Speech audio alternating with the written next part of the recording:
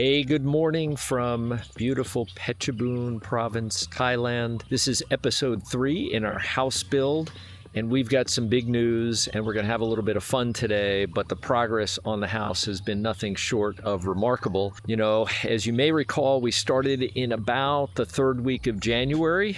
This is the second week of March, so about 6-7 weeks in, we went from putting our first vertical post in the ground to having a roof and walls, and we're going to go through all of that in just a moment. Maybe you can see a little bit of that behind me, a beautiful roof line. It turned out better than we expected. So how did we get here so quickly and so well? Rule number 1, do your diligence on your builder. Kun Rungsi, or as we call him here, Kun Chungsi, meaning somebody who fixes something, has done a remarkable job. He's been out here every day. He's had the same crew with him every day, engendering loyalty among his workers.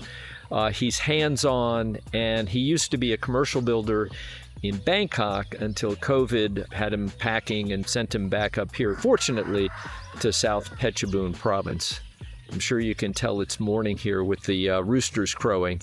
Anyway, let's go ahead and we're going to run a montage from episode 2 of all the progress that we've made with verticals going up, the steel superstructure going in, the roof going up, and then we're going to cut back and you're going to see the tremendous progress, and you'll get to see how this build is taking place so that if you ever decide to build a home here, you get an idea of the steps and the progress that you can make. By the way, my family, and let me turn this around here, being in a farming village, has already planted a garden in front of the house. We're growing kapot corn and some lettuce and some tomatoes and some papayas. But the rest of the house obviously has not been landscaped yet. So let's run that montage and then we'll come in. But you can say hello to our cat first. Hello, Chanom. Okay.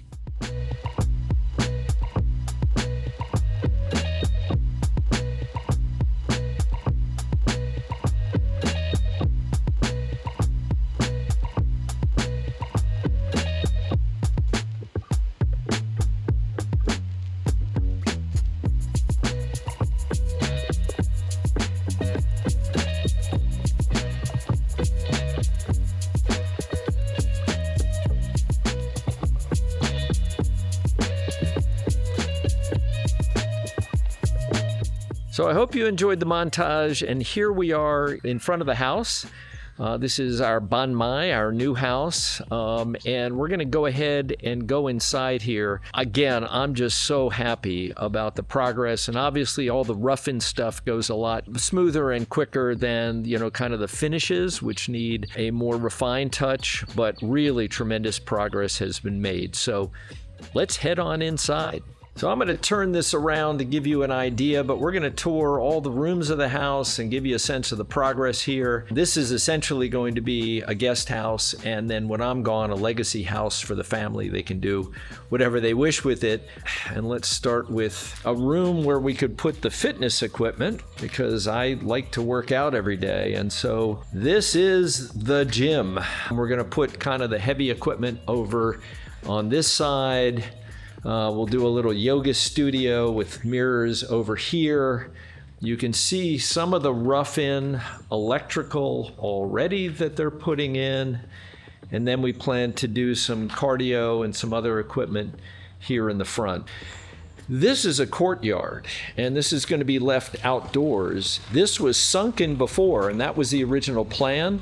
It just didn't look right. It wasn't practical. Rungsi said that we should bring it up. We did, and we're so happy we did. But we're going to be able to eat outdoors here. So this is going to be a covered patio, and then this is the covered porch. And again, you can see the steel superstructure and all the concrete. And then, of course, all of this brick is going to be covered over.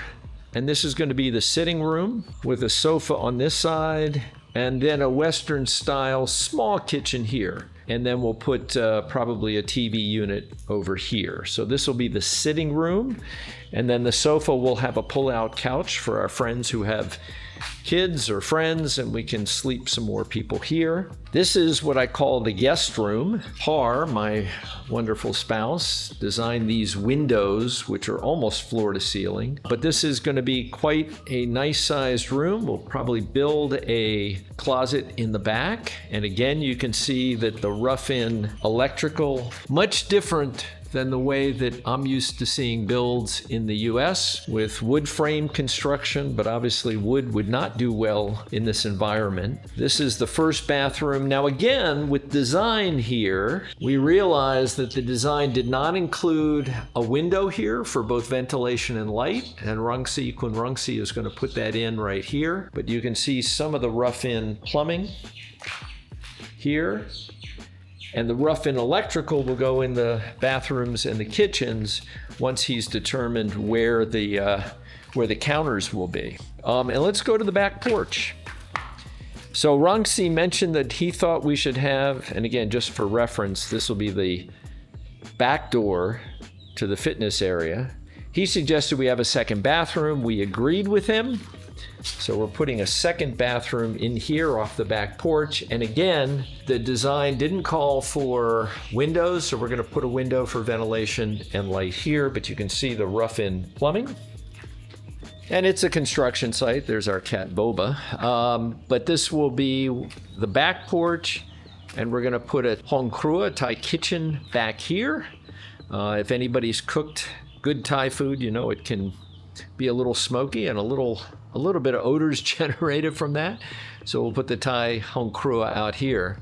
And then back here, we've talked about this before, will be our water and electric, essentially our utility area. And then in this open area here will be a laundry. So washer dryer back here. And then a beautiful view out the back here of teak trees that in this dry season, Ruduran, have lost their leaves, but it really is quite rural and bucolic here.